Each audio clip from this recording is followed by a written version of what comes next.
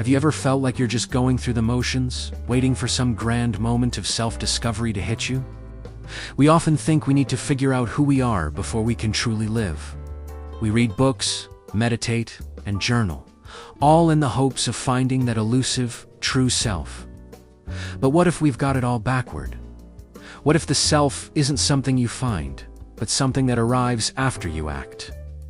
This is a core idea in many mystical and philosophical traditions, and it's a game changer. It flips the script on our modern obsession with self-analysis. Instead of know thyself, then act, it proposes act, and then you will know thyself. Think about it. When did you learn the most about your own strength? Was it by thinking about being strong? Or was it when you faced a real challenge and pushed through it? When did you discover your passion for something? Was it by listing your interests, or by actually trying something new and feeling that spark ignite? Our culture tells us to plan everything. We make 5-year plans, create vision boards, and try to map out our entire lives.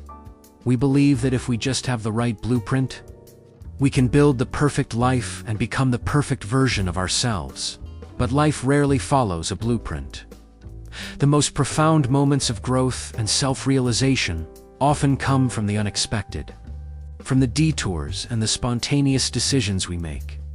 It's in these moments of unscripted action that our true character emerges. Let's break this down. Imagine you want to be a more compassionate person. You could spend hours reading about compassion, meditating on loving kindness, and thinking compassionate thoughts. That's a good start, but it remains theoretical. The real transformation happens when you start performing acts of compassion. When you volunteer at a shelter, when you listen patiently to a friend in need, when you help a stranger without expecting anything in return. It's through these actions that compassion stops being an idea and becomes a part of you. The compassion itself doesn't pre-exist the action, it's born from it. You act your way into a new way of being. This principle is beautifully illustrated in the Zen concept of Shoshin, or beginner's mind. A beginner doesn't have preconceived notions or a fixed identity. They just show up and do the thing. They're not worried about being a master or an expert. They are simply engaged in the process, in the action itself. And through that pure, unself-conscious action, they learn and grow. The self that emerges is a natural consequence of the practice, not a prerequisite for it. Think of a potter learning to shape clay. They don't start by intellectually defining themselves as a potter. They start by getting their hands dirty, feeling the clay, and making a lot of wobbly, imperfect pots. Over time, through the repetition of this action, the identity of a potter is formed. The self arrives after the spin of the wheel. So how do we apply this in our own lives? It starts with letting go of the need for certainty. You don't need to know if you're going to be a great painter before you pick up a brush. You don't need to be sure you love hiking before you take that first step on the trail. The pressure to have it all figured out is what paralyzes us. Instead, embrace curiosity. Ask what if, and then go find out. Let your actions be your exploration. This doesn't mean acting recklessly. It means acting with intention, but an intention geared toward experience rather than a fixed outcome. The intention is to engage, to learn, to connect. Let's say you feel a calling to be more creative. Don't wait for inspiration to strike you like lightning. Instead, commit to a small, daily creative act. Write one sentence. Draw one shape. Take one photo. It doesn't matter if it's good. The point is the action itself. By consistently showing up and doing the work, you are creating the conditions for your creative self to emerge. It will arrive, not with a grand announcement, but quietly, through the rhythm of your practice. This idea can be scary because it takes away our sense of control. It means we can't just think our way to a better life. We have to live it.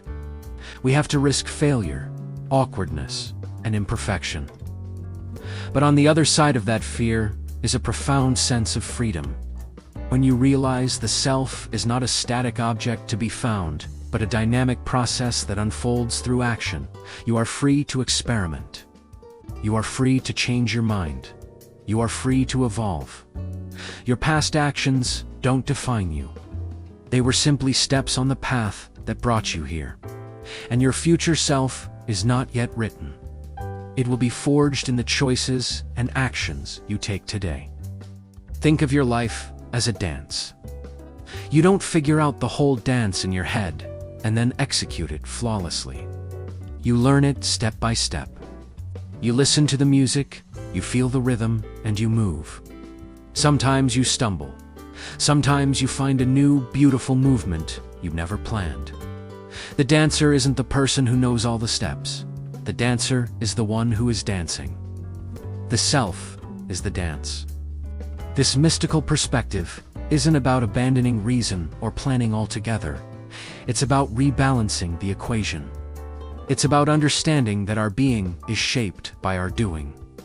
So, what is one small action you can take today? Not because you know where it will lead, but simply to see what happens. Maybe it's starting a conversation with a neighbor. Maybe it's trying that recipe you've been saving. Maybe it's signing up for a class you're curious about. Don't overthink it. Just act. Trust that by putting one foot in front of the other, you are not just moving through the world.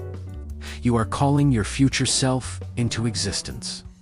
That self, the one you've been searching for, is waiting for you on the other side of your next action. So, get out there. Do the thing. Make the move. Your true self isn't lost. It's just waiting for you to get started. It will arrive right on time, not a moment before you begin.